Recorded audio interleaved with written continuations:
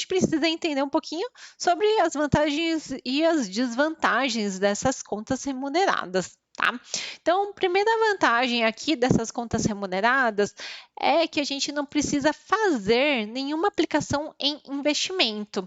Simplesmente pelo simples fato do dinheiro estar na conta corrente, o valor já está rendendo. E vamos confessar que isso é uma comodidade muito bacana. Então, imagina que antes a gente só tinha banco, a gente não tinha essas opções de contas remuneradas, e muitas vezes, assim, até porque dá trabalho a gente ficar direcionando, pagando contas e tudo mais, ficava um dinheiro parado em banco.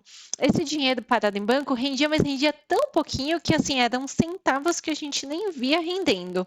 Já nessas contas remuneradas, a gente tem essa vantagem de deixar esse dinheiro, que está um dinheiro de espera, rendendo, e rendendo num valor bacana muito maior do que a poupança. E os rendimentos tendem a ser diários, seguindo a tabela do CDI. Então, esse é um ponto que eu considero extremamente vantajoso para essas contas remuneradas, tá?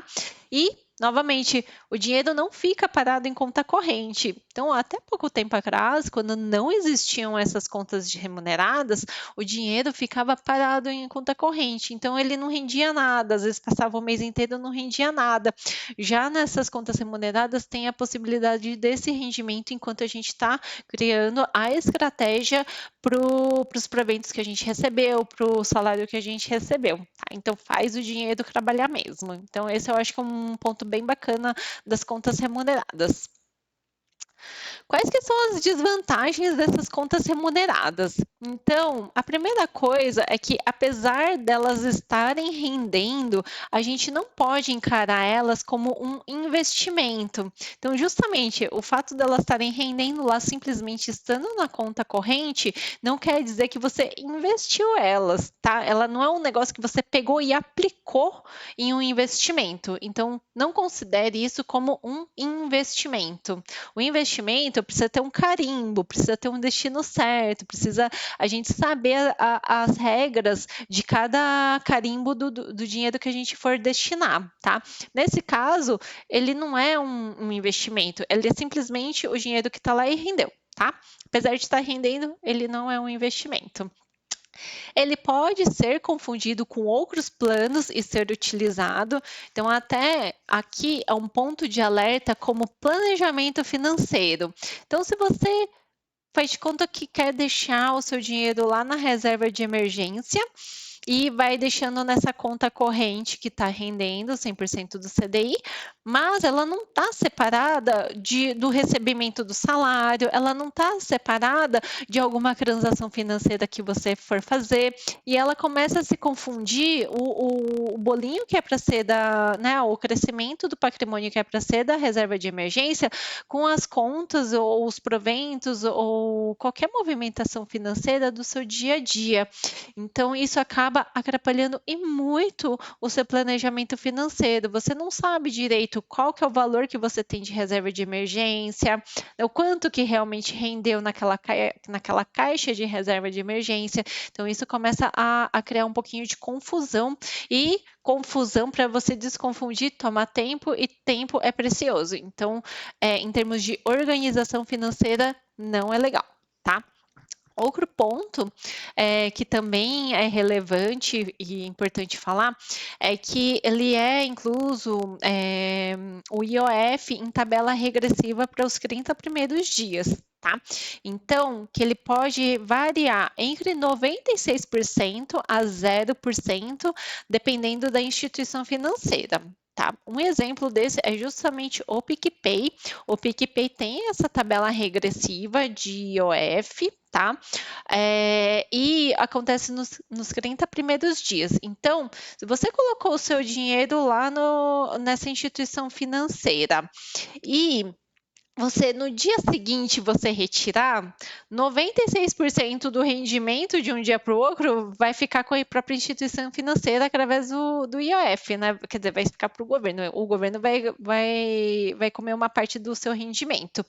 Ou seja, assim, fazendo uma reflexão simples, para essas instituições financeiras que têm essa incidência de IOF nos 30 primeiros dias, não é recomendável você deixar dinheiros de extremo movimento movimento, assim, que você vai utilizar muito rapidamente, porque aí toda a vantagem desse rendimento de 100%, 102, 105%, acaba indo por água abaixo, tá.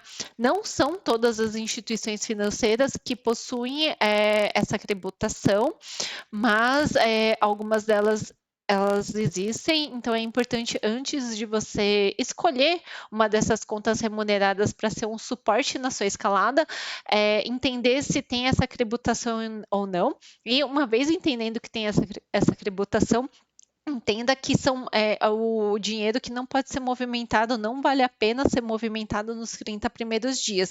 Então, será que vale a pena ser, para uma conta que você movimenta muito dinheiro, que você recebe salário, paga conta, distribui para seus investimentos? Então, aqui é outro ponto para vocês, para suportarem vocês na análise da escolha, tá bom?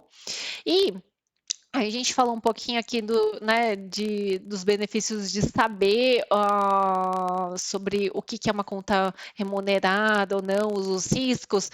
E um ponto de alerta que a gente tem aqui é o seguinte: essas contas remuneradas, elas são extremamente novas. A gente viu essas contas remuneradas nascendo e elas estão tendo um crescimento muito grande em pouco espaço de tempo. Então, elas já estão fazendo parte do nosso dia a dia de uma maneira muito rápida que parece que já está há muito tempo. Mas se a gente for fazer uma análise de anos, são um momento muito pequenininho comparado com grandes bancos e tudo mais, tá? Então, a gente tem pouco histórico dessas instituições financeiras e principalmente o que podem acontecer com elas em casos de falência, tá? A gente não sabe qual é o procedimento, como que ficaria, por exemplo, o dinheiro que está na sua conta remunerada, se essa instituição falir, o que aconteceria? A gente tem uma noção de segurança pela questão da regra deles serem obrigados a investir a parte proporcional em Tesouro Nacional, o que isso é positivo. Então, em caso de falência, eles têm o valor lá investido, na prática, na teoria, quer dizer, é para eles terem o valor equivalente em Tesouro Nacional. E isso serviria para cobrir os valores das pessoas que investiram, né, que tem dinheiro nessas contas. Mas será que isso realmente vai acontecer? Né? Como que funciona? Essas contas remuneradas não possuem o FGC. Então, eu estou falando assim, quando é conta remunerada, não quando você investe em algum lugar, tá? Então, até no exemplo do Nubank, você tem a possibilidade de colocar em um local que aí já é um investimento em RDB, e o RDB, que é parecido com o CDB mais de instituição financeira, ele possui FGC, né? Possui o Fundo Garantidor de Crédito. Agora, para essas instituições, para o valor que está na conta corrente, não há. Então, é aquele ponto, apesar de ter essa regra de ter valores proporcionais em tesouro, que é o local mais seguro, a gente não tem histórico do que vai acontecer em caso de falência. Então, isso, para mim, é um dos grandes pontos de desvantagens dessas contas remuneradas.